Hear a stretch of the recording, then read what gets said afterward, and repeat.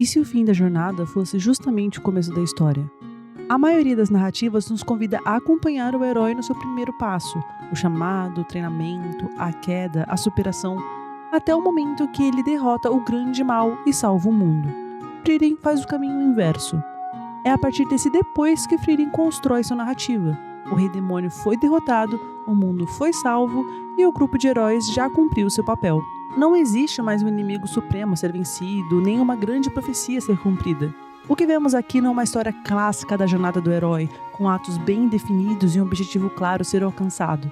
Frieren se aproxima muito mais de um roteiro de fluxo e permite a abordagem mais livre, onde a narrativa pode ser mais subjetiva, emocional e até mesmo contemplativa. E é justamente por isso que Frieren se destaca. Em vez de se preocupar com uma forma rígida ou um objeto claramente definido, o foco passa a ser a sensação que a história transmite e o desenvolvimento interno dos personagens. E se eu tivesse que resumir Frieren em uma única ideia, em uma única frase que atravessa toda a obra, é que Frieren não é um anime sobre salvar o mundo, mas sobre não se perder depois de já ter cruzado a linha de chegada. E isso fica claro desde o início, quando conhecemos a Frieren, uma maga elfa extremamente poderosa. Mas o que a define não é puramente a força, mas sim a forma como que ela se relaciona com magia. Ela não busca feitiços por ambição, reconhecimento, glamour ou poder. A busca dela é por admiração. Frieren se interessa por magia simplesmente porque a existência dela a fascina. E ao longo da obra fica claro que essa busca não é sobre utilidade. Para Frieren, o maior prazer está no ato de procurar, aprender e guardar esses feitiços, não necessariamente em usá-los. Ela coleciona todo tipo de magia, das mais incríveis e até aquelas consideradas inúteis. Feitiços para tirar ferrugem de estátuas, azedar uvas ou criar flores específicas. E é aqui que, pelo menos para mim, a magia começa a ganhar um outro significado. Esses feitiços não são apenas ferramentas, são memórias. E cada uma delas carrega uma situação, um momento, uma pessoa. A Frieren quer acumular conhecimento porque alguém que ela amava se encantava com cada feitiço que ela mostrava.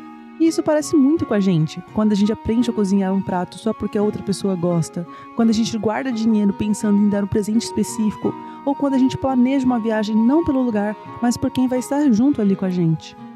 No fim, não é sobre criar magia em si, é sobre criar situações e viver o momento. A busca infinita por feitiços acaba sendo, na verdade, a forma que Frieren encontrou para manter vivas conexões que ela não soube valorizar enquanto teve tempo. Depois de 10 anos viajando juntos, Frieren cumpre a sua missão ao lado do grupo que salvou o mundo. Himmel, o herói humano, corajoso, vaidoso e carismático, sempre guiado por um forte senso de justiça. Aizen, o guerreiro anão, silencioso e reservado, mas com uma força impressionante, e Reiter, o sacerdote talentoso em magias de cura e proteção, apesar de seus vícios e sua personalidade questionável. Para eles, aquela jornada foi a experiência que definiu uma vida inteira, mas para Frieren, foi apenas um capítulo. Após a derrota do Rei Demônio, Frieren simplesmente segue em frente, mantendo a sua busca por magia e conhecimento. 50 anos se passam como se fosse um instante, até que ela retorna ao vilarejo de Himmel, cumprindo a promessa de visitá-lo mais uma vez. E é ali que entendemos como o tempo afeta Frieren de uma forma diferente.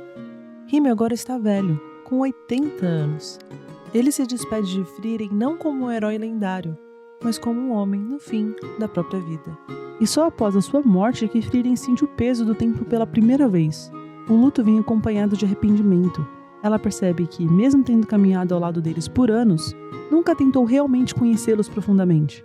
Não por falta de convivência, mas porque, sendo uma elfa, ela via aquelas vidas humanas como breve demais para justificar um envolvimento profundo, como se investir afeto em algo passageiro fosse um esforço sem retorno. É impossível não refletir sobre a nossa própria vida ao assistir essa história. Nós conhecemos verdadeiramente quem está do nosso lado, qual a comida favorita, qual cor preferida, ou qual lugar que essa pessoa se sente em paz. Muitas vezes dividimos o tempo, mas não estamos presentes. E quando percebemos, o tempo passou mesmo. Na tentativa de nos proteger da perda, acabamos nos privando do presente.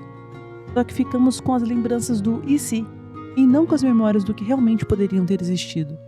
Muitas vezes tentamos evitar até mesmo lembrar, como se revisitar momentos fosse abrir novamente uma ferida.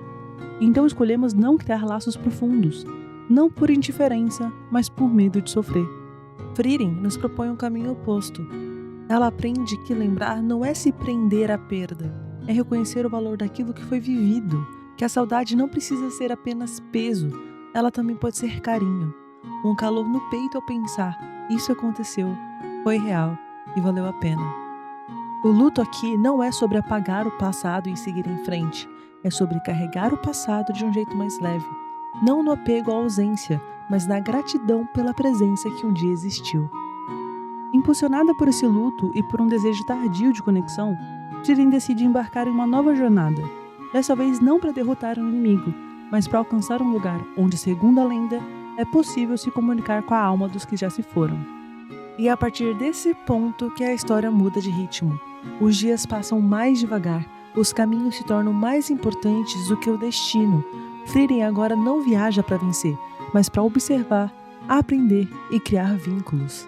E nesse processo, nós deixamos de ser apenas espectadores e passamos a acompanhar essa jornada junto a eles. Logo no início do caminho, Frieren adota Fern como sua nova pupila, uma jovem maga humana que antes era aprendiz de Heidar. Anos depois, elas encontram Stark, um jovem guerreiro treinado por Aizen. E assim, uma nova geração se forma, refazendo os mesmos caminhos da primeira aventura de Frieren, mas agora sob uma perspectiva completamente diferente. Diferente de outras obras, onde acompanhamos o protagonista crescer e sentimos orgulho ao celebrar cada vitória conquistada com esforço, em Frieren o sentimento é outro. Ao assistir seus confrontos, já sabemos que a elfa possui conhecimento milenar e total controle dos seus poderes. Não nos resta dúvida que ela encontrará a solução. E curiosamente, isso não gera desinteresse, gera conforto. A gente se sente protegido e a gente observa com admiração. A narrativa não se apoia nesses conflitos. O verdadeiro avanço de Frieren não está em vencer as batalhas, mas em aprender aos poucos a se conectar com os sentimentos de quem caminha ao seu lado. E ao refletir sobre a obra, confesso que a princípio eu não entendia o propósito de algumas escolhas do anime. Eu me perguntava por que gastar tanto tempo vendo a Frieren aprender feitiços aparentemente inúteis. Por que acompanhá-la por vilarejos que não a levam a nenhuma grande aventura? Ou passar episódios inteiros apenas conversando com o velho amigo. E é justamente aí que eu acredito que a Fern se representa. Diferente de Frieren, ela não entra nessa jornada por desejo próprio. Ela aceita seguir adiante porque o seu mentor já estava velho demais para cuidar dela e porque queria honrar o último pedido do homem que salvou a sua vida. Mas após os primeiros dias juntas, Fern se mostra resistente. Afinal, para um humano, tempo é algo precioso, limitado. Muito diferente da forma como um elfo vive e percebe o passar dos anos. E ao questionar Frieren sobre estar desperdiçando tempo dessa maneira, Fern acaba verbalizando uma inquietação que também é nossa. E a resposta que a obra oferece não vem em discursos ou explicações diretas, mas em sensações. A obra nos convida a desacelerar e a refletir sobre o verdadeiro valor e a beleza de cada passo da jornada, e não do ponto final da trilha. Cada palavra dita, cada pausa, cada silêncio, cada pequeno gesto vivido no agora. Aquilo que para Fern e Stark era uma longa aventura, para Frieren é uma segunda chance, uma oportunidade de se relacionar, de entender, de revisitar lugares que antes podiam ser insignificantes a princípio, ressignificando memórias e sentimentos que ela não soube compreender no passado. E agora fazer diferente, não mais com apatia, mas com presença. E a cada episódio, enquanto assistimos, absorvemos tudo quase sem perceber. Mas quando paramos para refletir sobre o que sentimos, mesmo que de forma sutil, a sensação que fica é de conexão, de conforto, de pertencimento. Frieren não nos trata como meros espectadores. Ela nos convida a caminhar junto, a vivenciar aquele momento ao lado deles. Já nos episódios finais da primeira temporada, durante os testes para reconhecimento do nível de mago, enquanto Fern acompanha Frieren se divertindo ao explorar a masmorra, Sense, uma maga de nível 1 que observa tudo com um olhar mais crítico, em determinado momento pergunta a Fern por que ela continua buscando magia, mesmo sem demonstrar uma paixão evidente por isso. E a resposta de Fern, simples e sincera, acabou tocando em algo muito pessoal em mim. Eu nunca tinha visto uma maga da sua idade tão habilidosa como você. Ainda assim, não sinto paixão nem determinação em você. É tão estranho. Por que você continua correndo atrás da magia? Acho que eu continuo correndo atrás da magia com ela, porque eu gosto de ver a senhorita Frieren feliz. E foi nesse instante que eu percebi o quanto eu já estava apegada àquelas personagens. Um apego que não surgiu de forma explosiva, mas que foi crescendo devagar, quase silenciosamente. E quando me dei conta, já estava completamente enraizado. Com uma animação belíssima, personagens extremamente carismáticos e uma estrutura narrativa diferente do que eu esperava, Frieren me mostrou como uma história pode nos obrigar a desacelerar. Em meio a uma vida caótica, onde tudo precisa ser imediato, intenso e barulhento com excesso de informações, explosões e estímulos, esse anime sugere paz.